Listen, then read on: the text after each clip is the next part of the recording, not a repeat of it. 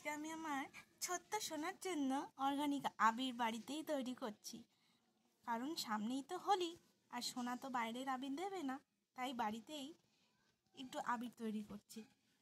এই যে বিট নিয়েছি, বিটটাকে ভালো করে ঘষে নিয়েছি, সেখান থেকে রস চিপড়ে রস নিয়ে এখানে রেখেছি।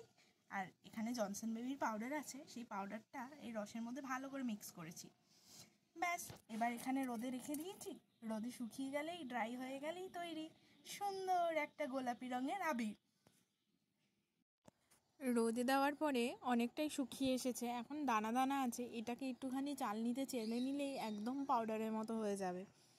আর একটু রোদে রাখবো, তাহলে পুরোটাই শুকিয়ে যাবে। এখন একটু ভিজে ভাব রয়েছে, তো আমি সেটাকে একটুখানি গুঁড়ো মতো করে দিয়ে গেলাম।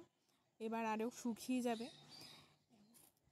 গন্ধটা কিন্তু অসাধারণ বেরিয়েছে, বিটের গন্ধ প্লাস জনসন পাউডারের একটা তো আলাদা গন্ধ রয়েছে, দুটো মিলেমিশে এত সুন্দর একটা গন্ধ বেরিয়েছে, ভীষণ সুন্দর গন্ধ। আর এই যে দেখো, হাতের মধ্যে আমি একটুখানি নিয়েছি, আবিরটা খুবই সুন্দর হয়েছে।